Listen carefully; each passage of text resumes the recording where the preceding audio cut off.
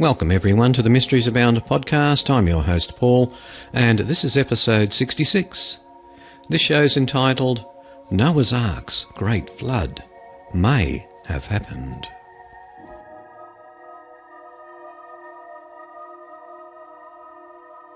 But to begin the podcast, a mystery that's just recently come up in the news. You might have seen it on TV or in the newspapers about the Phantom Island in the Coral Sea, which was named Sandy Island. It appeared on Google Maps and a few other places, but when the people went to visit it, it didn't exist. Well, from lifeslittlemysteries.com, they're thinking that Google's Phantom Island may have 19th century roots. And this is written by Eli McKinnon. A Kiwi librarian may have discovered the origin of a non-existent island that's been outfoxing cartographers for more than a century.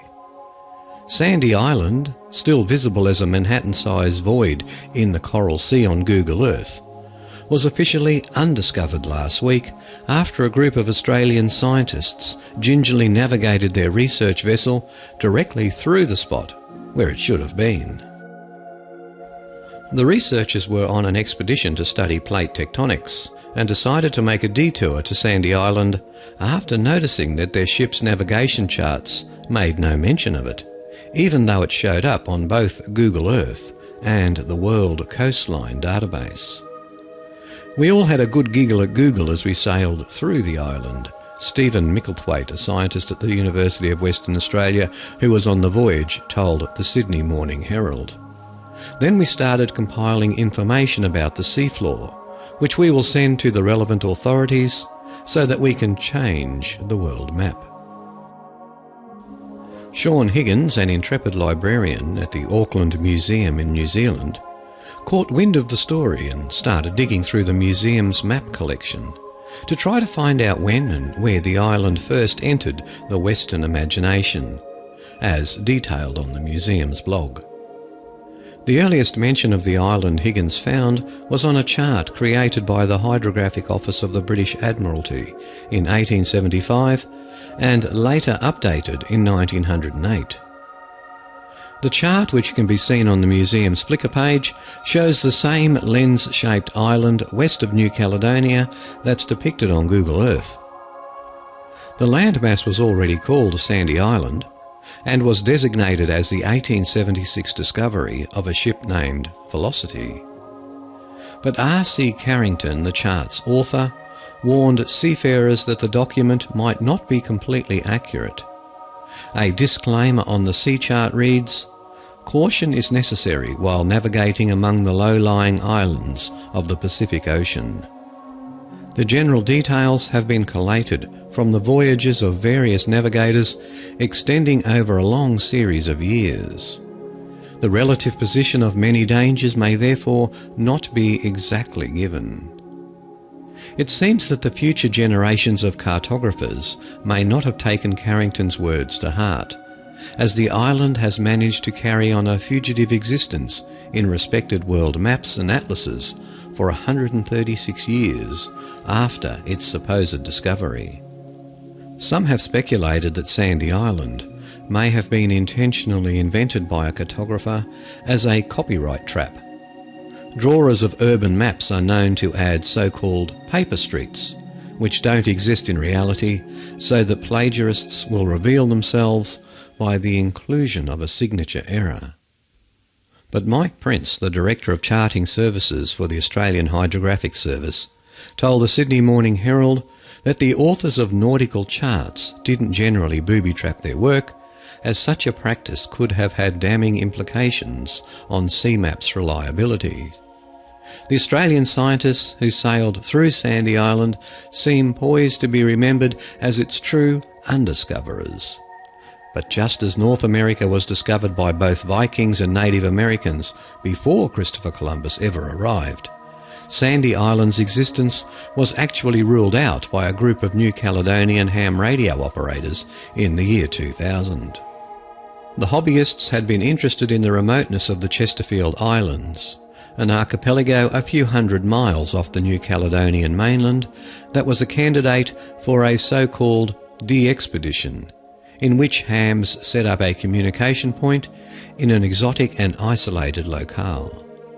If Sandy Island had existed, the Chesterfield Islands would not have been sufficiently remote from another landmass to qualify as a viable de-expedition destination. But the radio explorers deduced from satellite data on ocean depths that Sandy Island was indeed an island of the mind, and in doing so ushered in a brave new era of undiscovery. And if you're interested in the museum's Flickr page or the museum's blog, as mentioned earlier in the story, just visit the show notes at www.origins.info, and there's a link to this article in the episode 66 show notes for Mysteries Abound.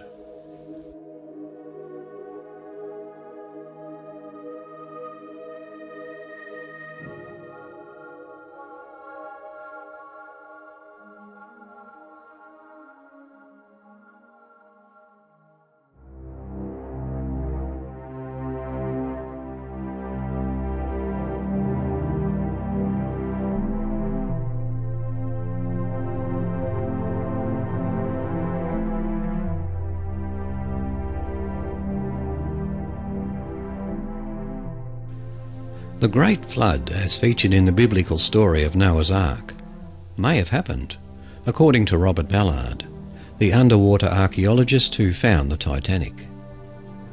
From the telegraph.co.uk website, Noah's Ark Great Flood may have happened, says Robert Ballard. In an interview with ABC News' Christiane Amarpour, Mr. Ballard explains that he investigated a theory proposed by two scientists from Columbia University that there was a massive flood in the Black Sea region. They believe that the Black Sea was once an isolated freshwater lake surrounded by farmland until it was flooded by a torrent of water. "We went in there to look for the flood," he told ABC News. "Not just a slow-moving, advancing rise of sea level, but a really big flood that then stayed. The land that went under stayed under." Although they did not find the Ark, they found an ancient shoreline which Mr. Ballard believes is proof such an event did take place. He believes by carbon dating shells found along the shoreline, it took place around 5000 BC. "It probably was a bad day," he said. "At some magic moment it broke through and flooded this place violently, and a lot of real estate. 150,000 square kilometres of land went underwater." As the theory goes, the story was then passed down over the years, with the story of Noah eventually forming.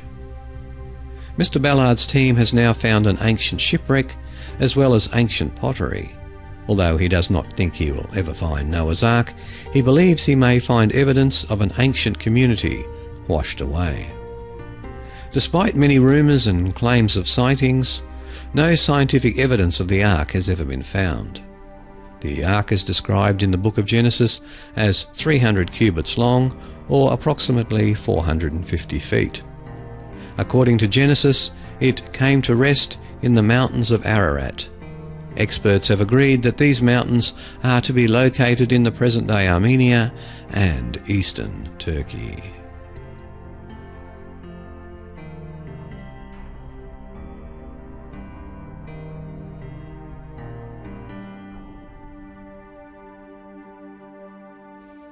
And while we're exploring a couple of short mysteries, why is New York City called the Big Apple? And this is from the mentalfloss.com website, and it's written by Sean Hutchinson. New York City has been called many things: the Great American Melting Pot, Gotham, the city that never sleeps. But its most famous nickname without a doubt is the Big Apple. But where did this now ubiquitous moniker come from? There have been many ideas about how New York came to be called the Big Apple. Some say it comes from the former well-to-do families that sold apples on New York City streets to make ends meet during the Great Depression. Another account says that the term comes from a famous 19th century brothel madam named Eve, whose girls were cheekily referred to as her Big Apples. But the nickname actually springs from a catchphrase used in the 1920s by New York Morning Telegraph sports writer John J. Fitzgerald in his horse racing column, Around the Big Apple. Starting on February 18, 1924, he began every column with the header, The Big Apple, the dream of every lad that ever threw a leg over a thoroughbred, and the goal of all horsemen. There's only one Big Apple. That's New York. At the time, the jockeys and trainers of smaller horses were said to want to make a Big Apple, their name for the big money prizes at larger races in and around New York City. Allegedly, Fitzgerald first heard the Big Apple used to describe New York's racetracks by two African-American stable hands at the famed New Orleans Fairgrounds, as he explained in his inaugural Around the Big Apple column. Two dusky stable hands were leading a pair of thoroughbreds around the cooling rings of adjoining stables at the fairgrounds in New Orleans and engaging in desultory conversation. "Where you all going from here?" queried one. "From here we're heading for the Big Apple," proudly replied the other. "Well, you'd better fatten up them skinners or all you'll get from the apple will be the core," was the quick rejoinder. Fitzgerald nabbed the colloquialism for his column, where it took off. Once the term entered the vocabularies of society up north, its popularity slowly spread outside of the horse racing context, and everything from nightclubs in Harlem to hit songs and dances about the city were named after the Big Apple. Most notably, New York jazz musicians in the 1930s, whose habits of using the nickname to reference their hometown in their songs made the name spread outside the Northeast. Throughout the mid-20th century, it remained New York City's nickname until it was officially adopted by the city in the 1970s. The New York Convention and Visitors Bureau hoped that using the moniker would brighten the image of an economically downtrodden and crime-ridden city in decline and revive the tourist economy. In 1997, to give Fitzgerald his somewhat unjust due, Mayor Rudy Giuliani signed legislation naming the corner where Fitzgerald and his family lived at West 54th Street and Broadway between 1934 and 1963, Big Apple Corner.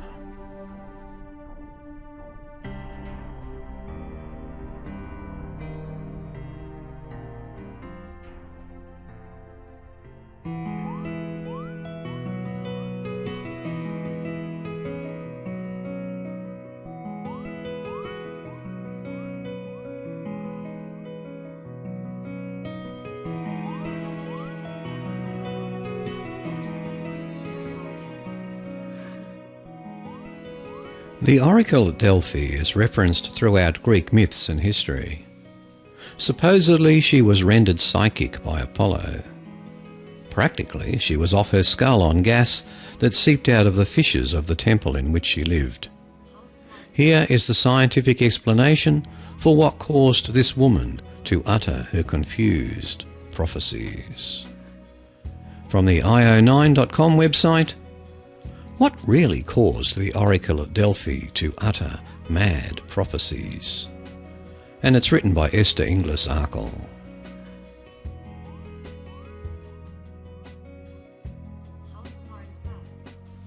Even during the oracle at Delphi's time, it was widely known that the oracle's visions had a practical cause. Gas seeped out of the cracks in the cave where she sat, causing her to talk nonsense. This nonsense would then be interpreted by priests around her. Some of the predictions were surprisingly accurate, according to legend.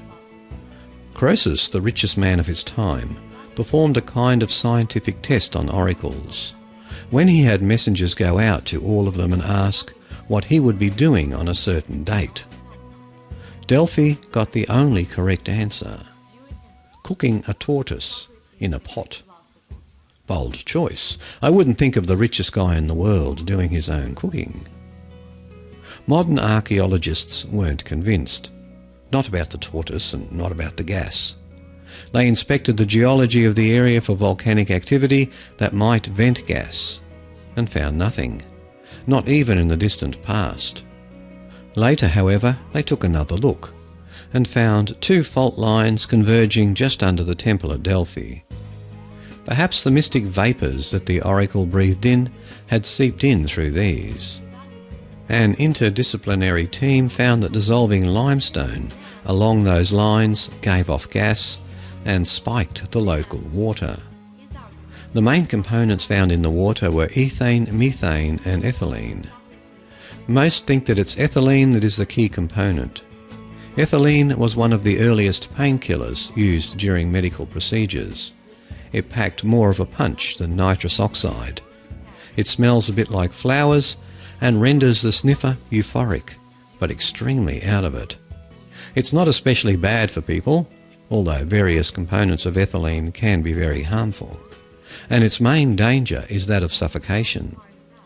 It displaces air and makes people too high to notice. The combination of extreme anesthesia, euphoria and lack of oxygen can make a person say all kinds of things. Other scientists argue that ethylene wasn't the chemical that made the oracle talk though.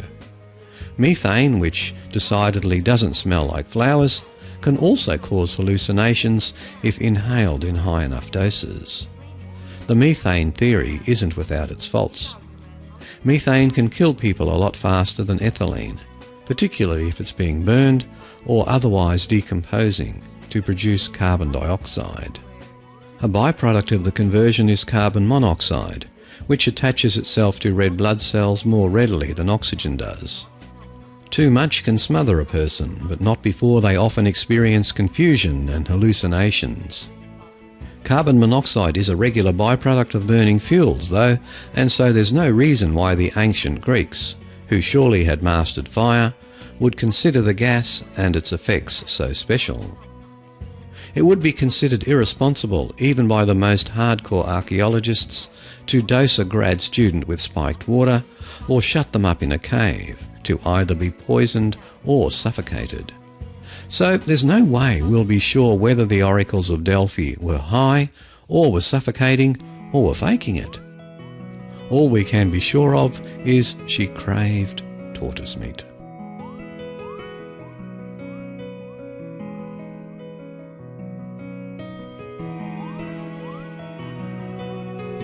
And in another article by Esther Inglis-Arkell, also from the io9.com website, the murder mystery that's enshrined in every anatomy textbook. Do you know what your pancreas does? It helps you digest your food. It also may have cost a man his life. One of the most infamous murder mysteries in science revolves around the discovery of the purpose of the pancreas and who got credit for it.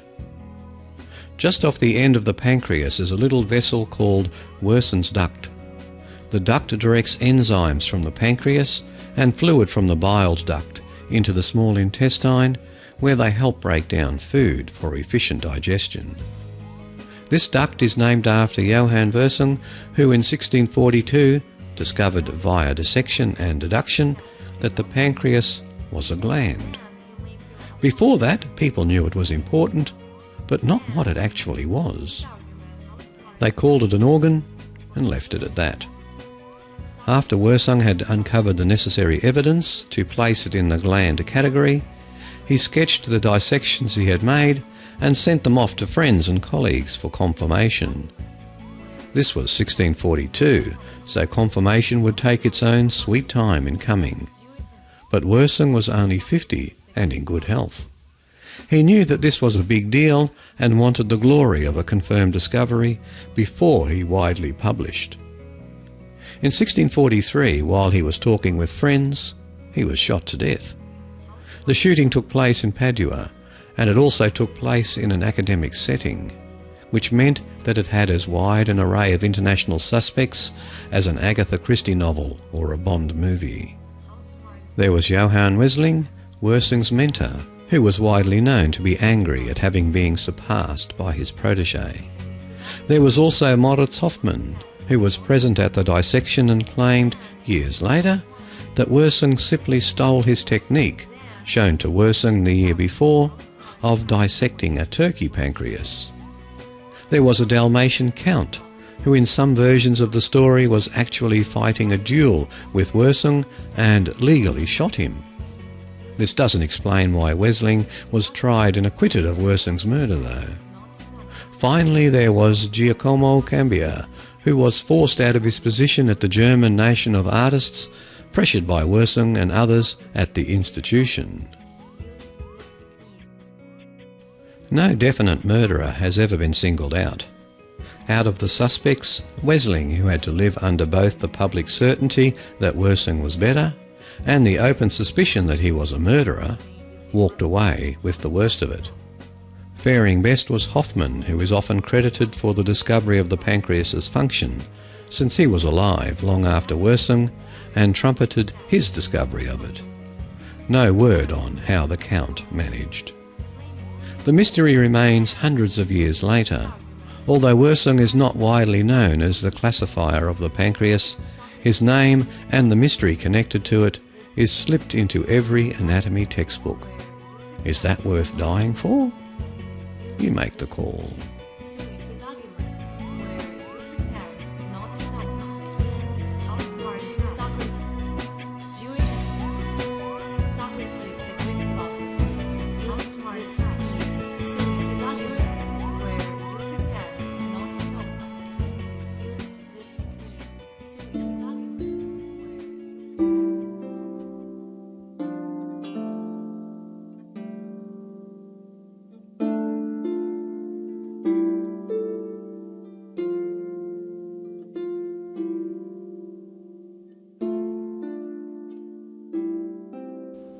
And now for a couple of tales from the paranormal.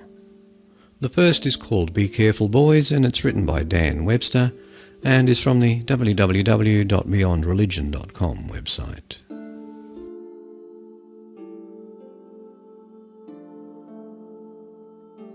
My three brothers, three sisters and I made the summer holidays of the 1950s carefree and magical. My twin brother and I were the youngest of the children, and Michael was the next to the youngest. Life was a wonderland that seemed eternal to the three of us at that time. We were fortunate not to have experienced any deaths in the family during our childhood. The one exception was the disappearance of our grandfather, never to be seen or heard from again. My dad spoke with the authorities in San Francisco, which was where he had been headed, but as time went on, my family gradually lost hope that Grandpa would ever return. My brothers and I were always inventing clever ways of entertaining ourselves. This included ventures into the great unknown with things such as ghost stories and the supernatural. One such occasion was when my twin brother and I were playing with our BB guns in the backyard. Suddenly, out of nowhere, we both distinctly heard a voice, quite calm and a bit elderly, warn us, "Be careful, boys." The two of us froze in our tracks and scanned our yard to see who had spoken. There was absolutely no one around. We wondered if it was the old man in the yard behind our house, but he was nowhere to be seen. If he had made the remark from inside his house, he would have had to yell, but the voice had come across as serene and majestic.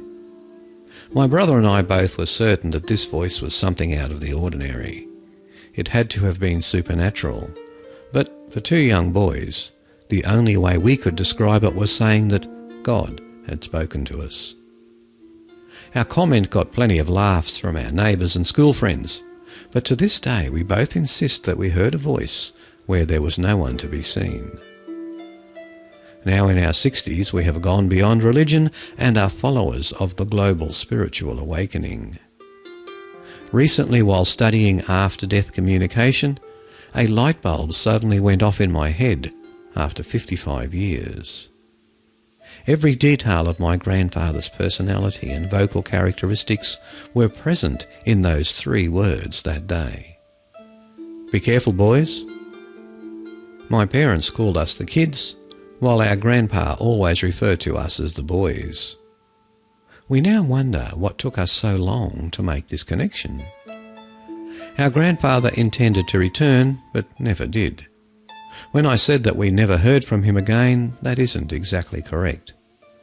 On the day that we heard the mysterious voice of God, we now realise that it was our grandfather stopping over to say goodbye to his grandkids, the boys. They say children are more receptive to the supernatural. Perhaps we were the only ones in the family who were able to hear his voice.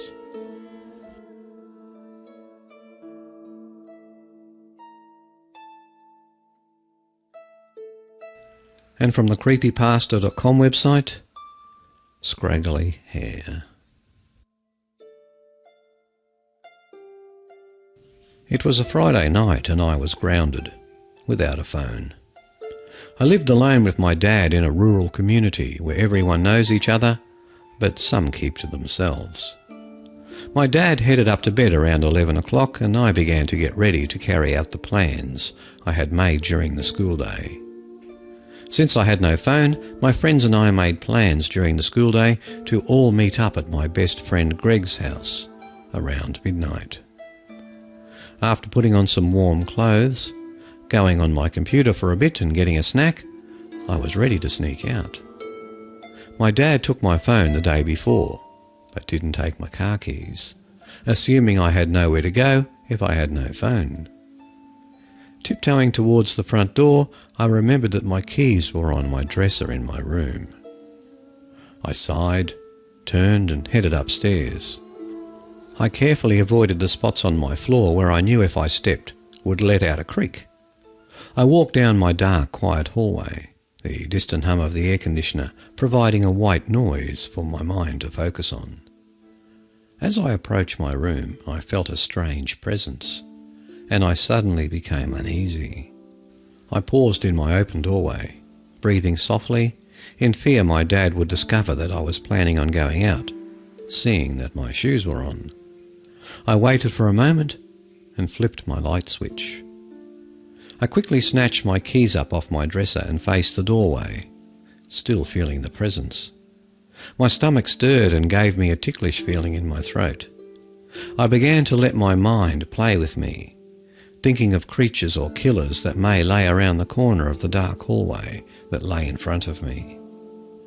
I swallowed my fear and quickly exited my room, switching the light off and rounding the corner. I was cautious as I approached the corner that intersected the staircase, my dad's room and the guest bedroom. I kept my eyes on the stairs and descended quicker than I had come up. A little spooked, I got out of the house as fast as I could and into the cool summer night. The moon was at its first quarter and my yard was slightly illuminated. All the neighbours' houses were dark and slightly outlined by the moonlight. I quietly slipped into my car and shut the door as softly as I could while still securely shutting it. After the feeling I got inside, I couldn't help but to look in the back seat as soon as I entered. To avoid detection, I kept my lights off and shifted the car into reverse. My driveway is very long and on a slight incline, so I began to roll slowly down. As I did this, I looked for a good radio station and my attention was deterred to the radio. After finding a decent station with tolerable reception, I looked back up to the dashboard and slammed on my brakes. The light in my room was on. The entire house was dark except for that room in the upper left-hand corner. I shifted the car into park and sat there tense and nervous. What worried me is that there were no other lights on in the house. If my dad had gone into my room, it would make sense that he would turn his light on, and the hallway light as well, in order to see where he was going. I sat there for a few moments, my eyes locked on the two windows that exposed my room, until I saw a shadow. It was partial and large, against the left wall. It was still and I thought it was my lamp or something, until it moved away. My eyes stayed fixed on the spot where the shadow was, until I saw movement in the right window. Slowly walking into view, A large, burly figure centred himself in the right window. I inhaled sharply, and my heart fluttered as the figure stopped, facing adjacent to me, towards my door. Time froze, and it slowly turned to face the window. Its clothes were indistinguishable from its hair, which reached down several feet, blending into the matte, dark colour of its clothes. Its hair was scraggly and dishevelled, and its figure was wide and tall. It stood there, its face hidden by the hair, a silhouette in my window. I was frozen in horror. I had no idea what to do but to sit there, hoping it was a joke my dad was pulling on me. Could my dad be playing a joke on me? No, there was no way. I had never seen anything like it before, and I felt as if I was dreaming. I started to become lightheaded as I trembled and began to hyperventilate.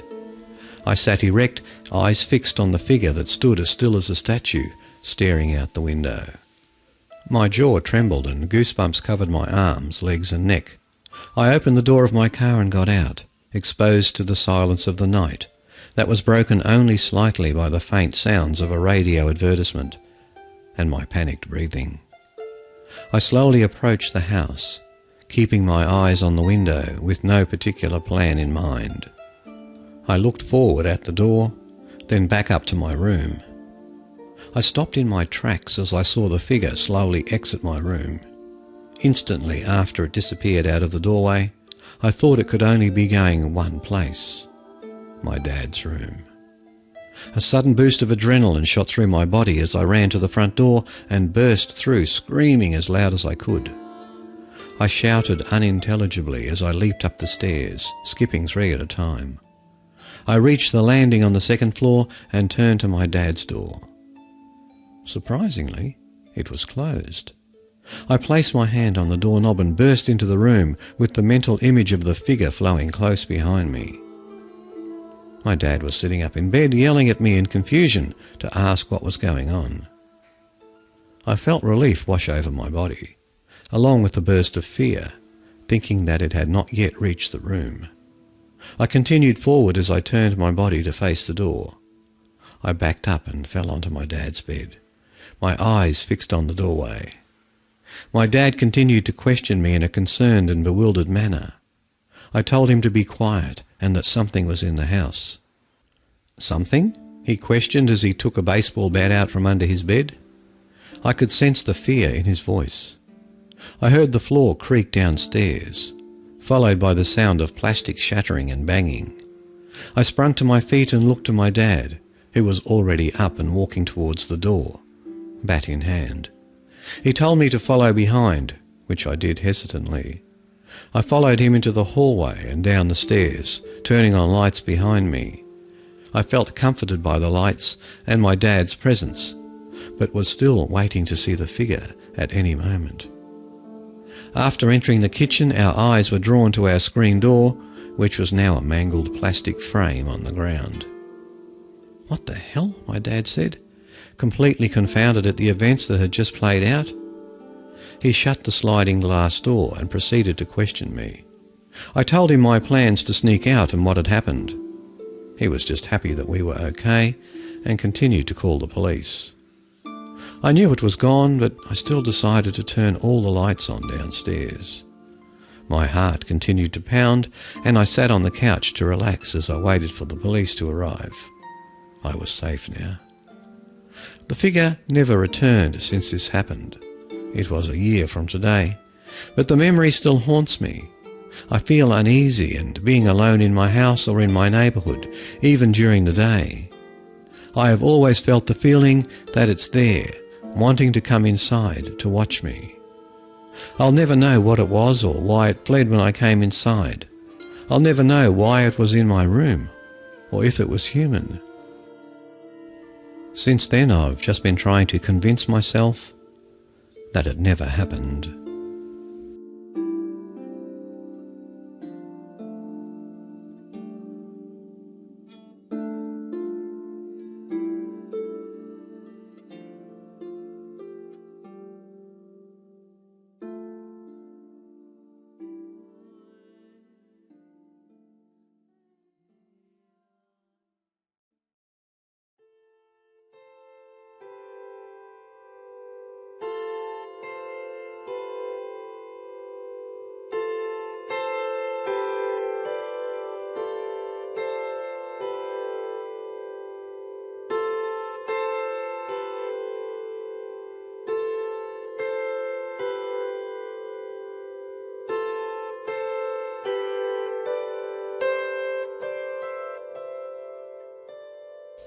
Now when Jesus was born in Bethlehem of Judea, in the days of King Herod, behold, wise men from the east came to Jerusalem, saying, Where is he who has been born King of the Jews? For we have seen his star in the east, and have come to worship him. Then Herod summoned the wise men secretly, and ascertained from them what time the star appeared. And he sent them to Bethlehem, saying, Go and search diligently for the child, and when you have found him, bring me word, that I too may come and worship him. When they had heard the king, they went their way, and lo, the star which they had seen in the east went before them, till it came to rest over the place where the child was. When they saw the star, they rejoiced exceedingly with great joy, and going into the house, they saw the child with Mary his mother, and they fell down and worshipped him.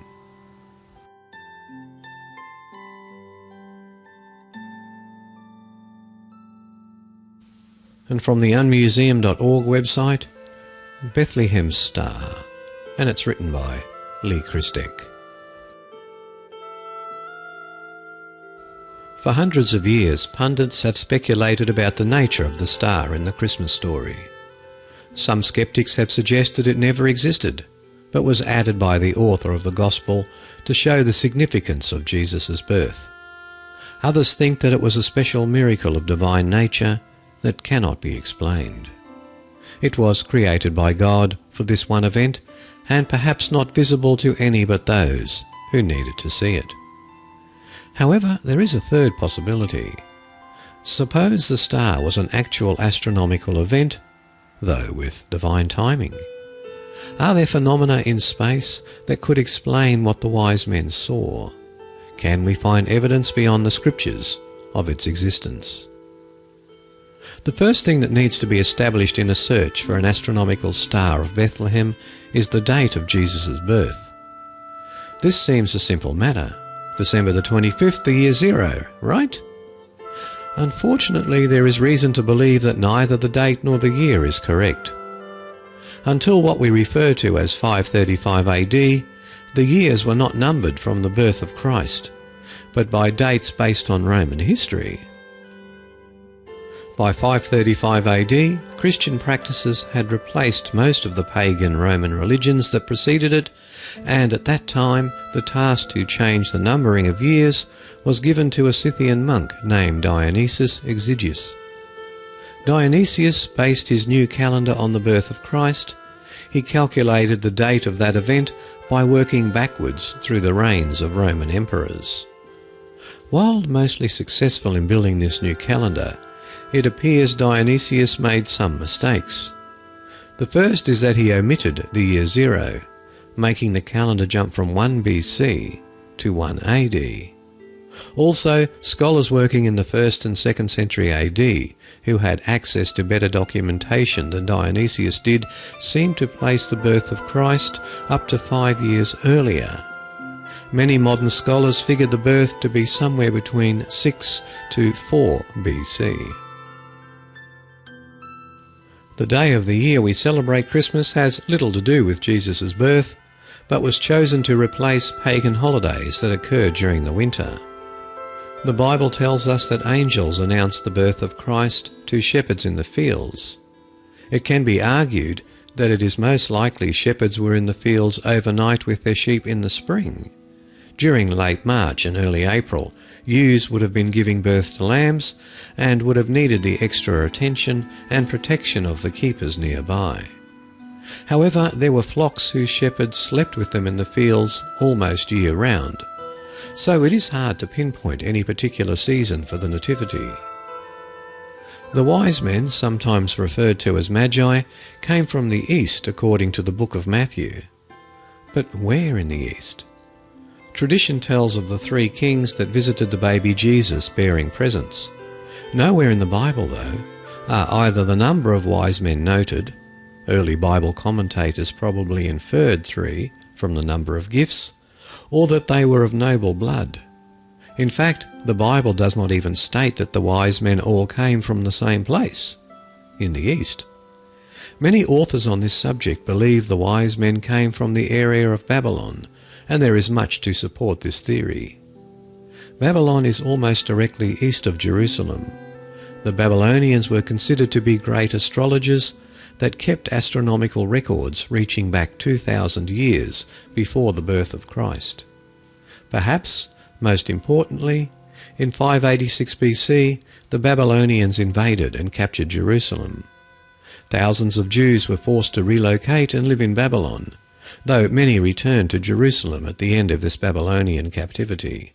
The area continued to have a large Jewish population for many centuries. This made it likely that the wise men of Babylon knew of and were interested in the prophecies of a coming Jewish Messiah. It is even possible that the Magi themselves were descendants of original captive Jews that never left Babylon. Some claims have been made that the Magi were Persian, Arabian, or even Greek. Whoever they were, they must have had a good understanding of the Hebrew messianic prophecy. In the Old Testament book of Numbers, the soothsayer Balaam says, "I see him, but not now. I behold him, but not near. A star shall come forth out of Jacob, and a scepter shall rise out of Israel." At least some Jewish scholars would have interpreted this passage, and others to say at the birth of the Messiah there would be a celestial sign. By the end of the 1st century BC, they might have been looking for this sign for almost 1,000 years.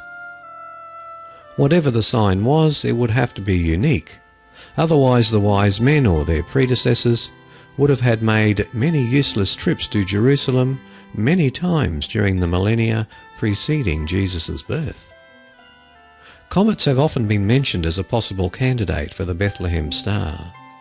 These objects, composed of ice and rock, often move around the Sun in highly elongated orbits that may take them out to the edge of the solar system before they swing back again towards the Sun.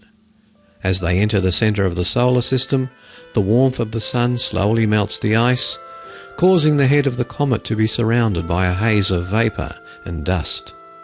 The solar wind catches the vapour and blows it back towards the edge of the solar system in a characteristic tail.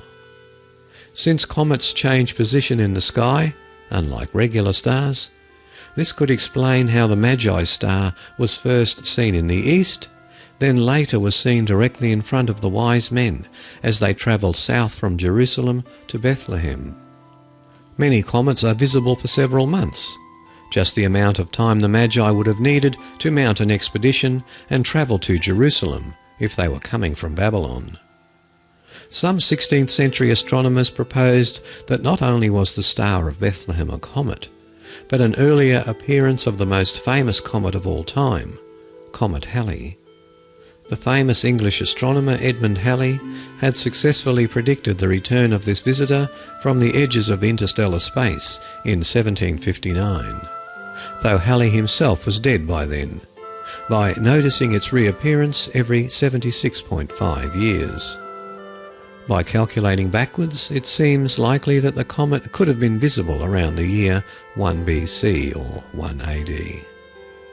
Though most people were disappointed by the showing of the comet Halley when it came by Earth in 1986, its appearance in the skies at the beginning of the first millennia would have been a spectacular sight, making it an obvious candidate for the star. Unfortunately, further refinements of the orbital period of the comet Halley show that it takes almost 77 years on average to travel around the Sun.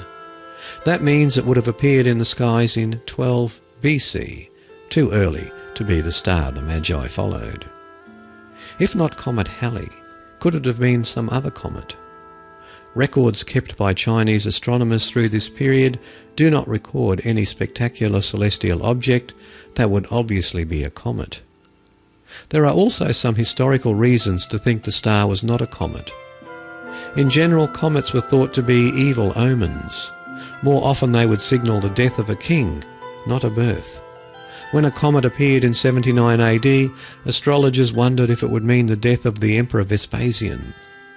Vespasian, alluding to the term long-haired star used for comets, joked that the comet must have been meant for the Parthian king, who wore his hair long, not for himself, Vespasian, who was bald. Despite his clever pun, Vespasian died within a year.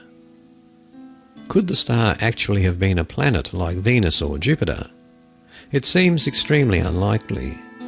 The Magi, as professional astrologers, would have been very familiar with these heavenly bodies and not mistaken them for a star. However, there is a case to be made that the star was not a single planet, but a conjunction of two planets. Conjunctions occur when planets which travel in roughly along the same circle through the skies pass each other. Conjunctions are rather common and would not seem to be a significant enough event to send the Magi on a 500-mile trip to Jerusalem. More rare is a triple conjunction. This occurs when a planet appears to travel backwards in the sky in a movement known as retrograde motion. This can cause two planets to pass each other. Then one backs up, and they pass each other again, and finally pass each other a third time as normal forward movement is resumed. A triple conjunction between Jupiter and Saturn occurred in 7 BC and has been mentioned as a possible candidate for the Star of Bethlehem. Even making the display more impressive was a massing. A massing is when several planets move in close proximity in the sky, of Mars, Jupiter and Saturn, that immediately followed the conjunction. The conjunctions and massing also occurred in the constellation of Pisces, which was often identified with the Jews. Astronomer Mark Kidger, author of Star of Bethlehem and Astronomer's View, argues that even a triple conjunction was too common to qualify in itself as the star. The interval between triple conjunctions of Jupiter and Saturn can be as short as 40 years or as long as 377 years, with an average of around 180. Kidger reasons that if the triple conjunction alone was the event for which the Magi were watching, a triple conjunction in 146 BC should have sent the wise men or their predecessors on their way almost 150 years too early. Michael Molnar, an astronomer at Rutgers University, has suggested that the star might have actually been an occultation of Jupiter by the Moon. An occultation occurs when the Moon passes in front of another body, making it disappear from the sky. Molnar, also an expert in ancient coins, came up with the theory after purchasing a coin minted in Antioch in 13 AD. The Antioch coin shows a ram looking at a bright star close to a crescent moon. Molnar, author of the Star of Bethlehem, The Legacy of the Magi, thinks that the coin shows that occultations were of great significance to these ancient peoples. During 6 BC, 2 occultations of Jupiter by the Moon occurred that were visible from the Middle Eastern region.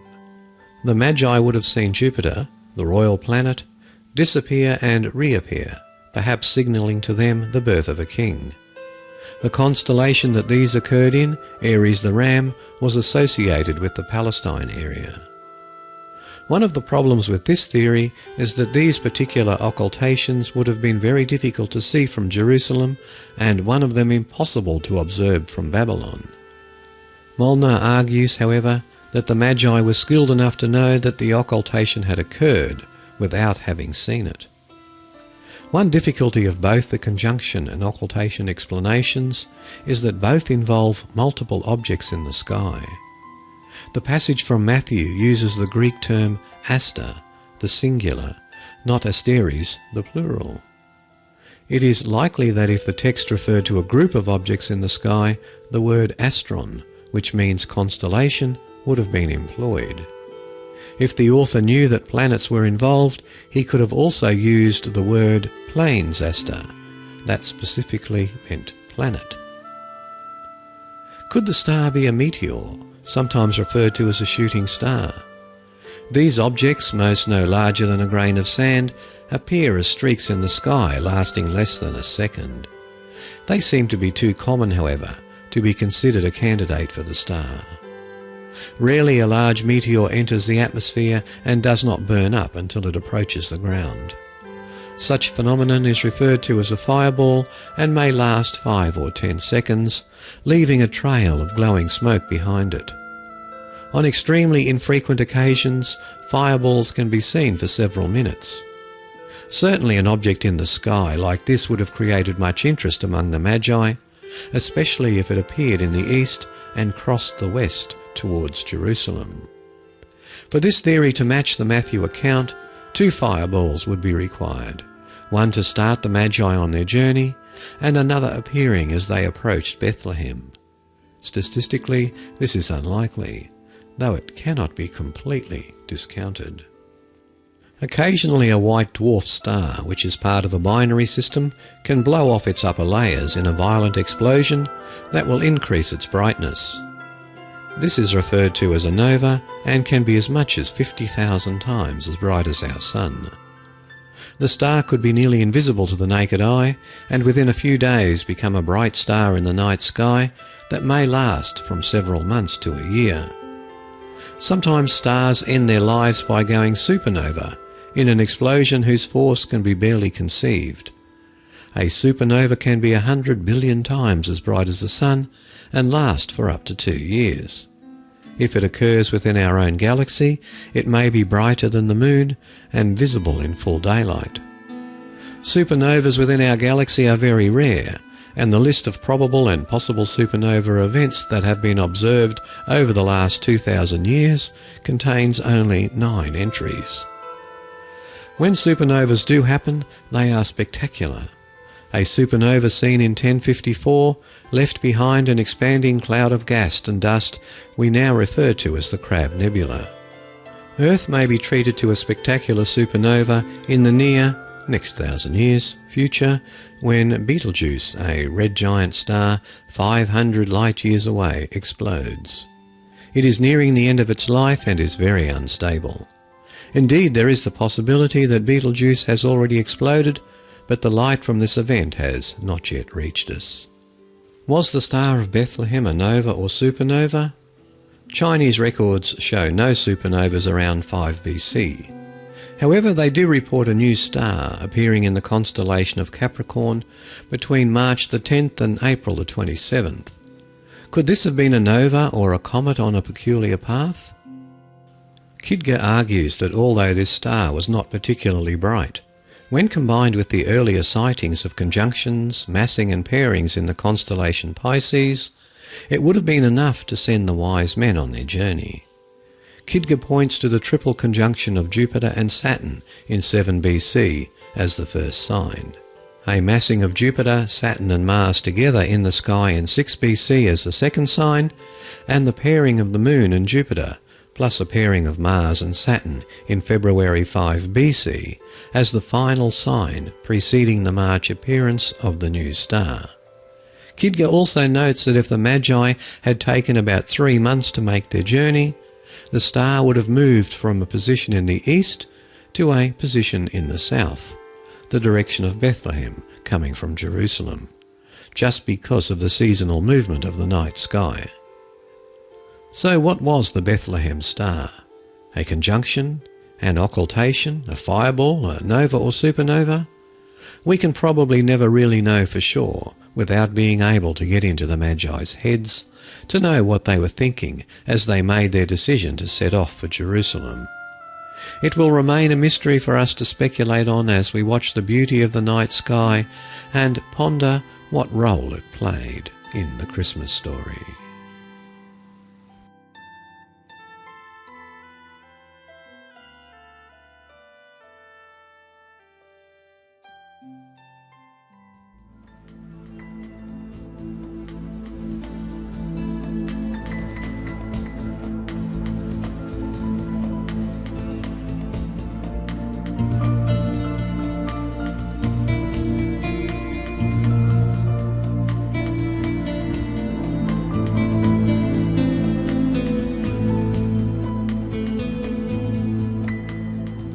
The man who was first to fly solo, non-stop across the Atlantic Ocean, may have done so with the help of angels.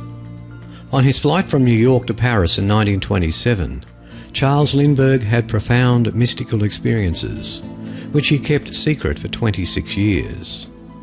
Lindbergh then revealed that vaporous beings had appeared to aid him.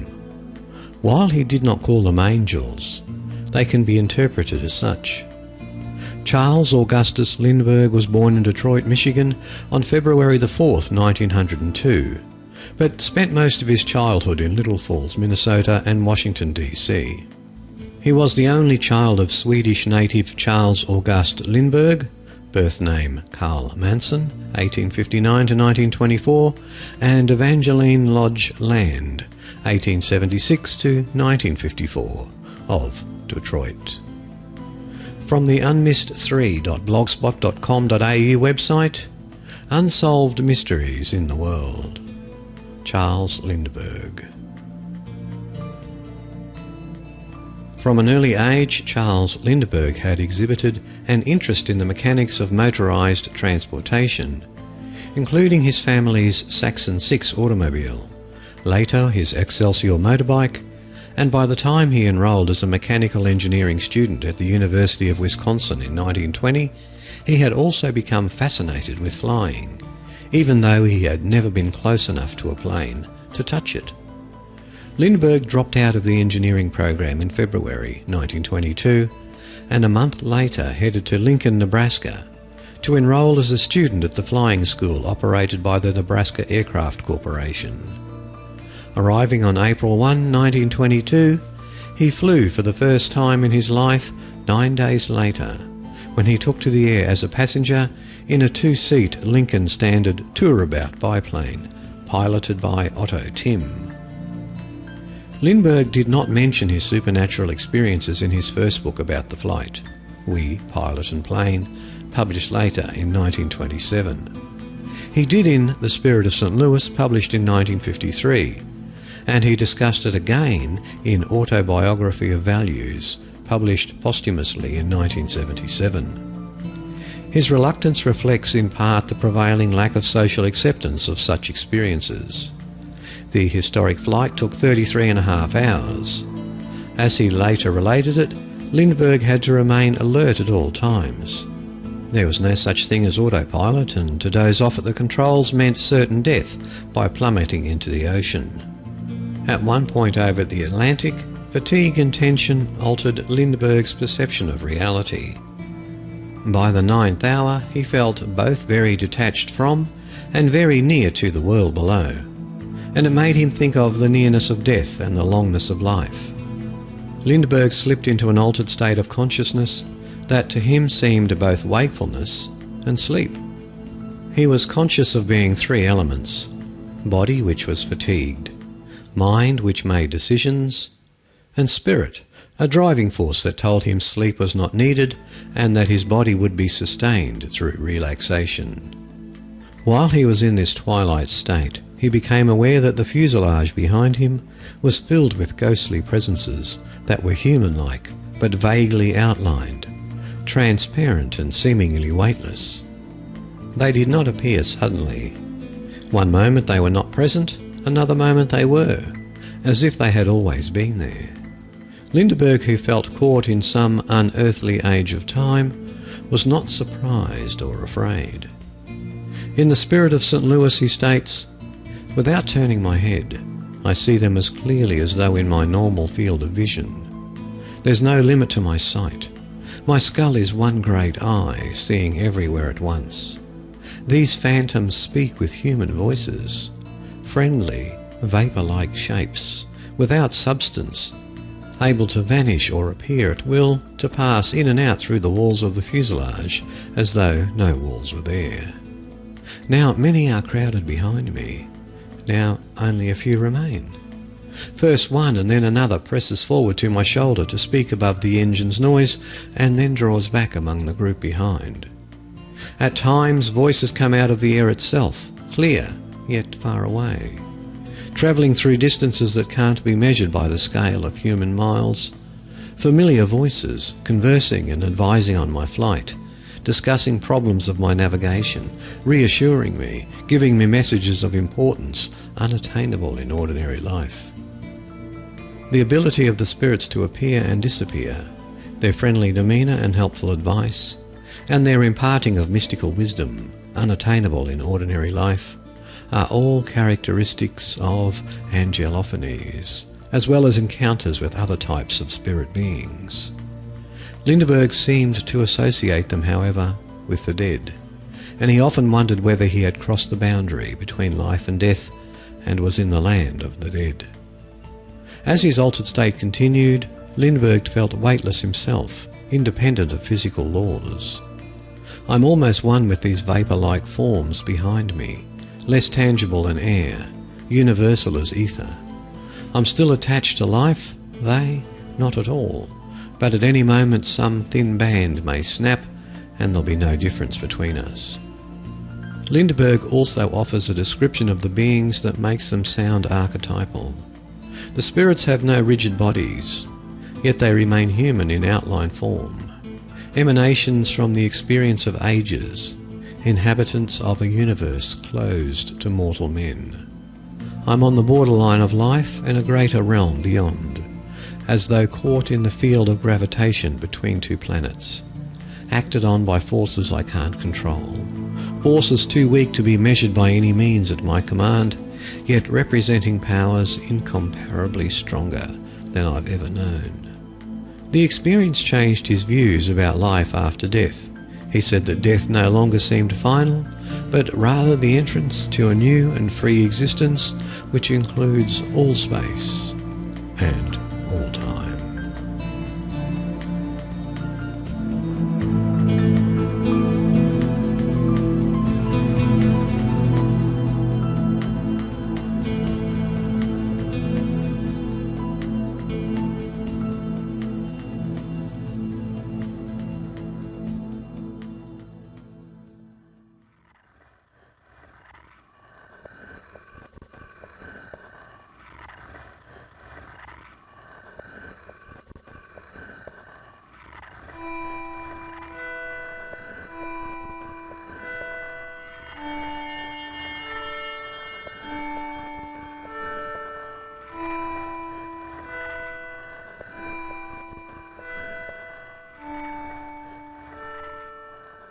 The music for today's podcast came from the musicalley.com website, and the bandwidth was provided by TalkShoe at www.talkshoe.com.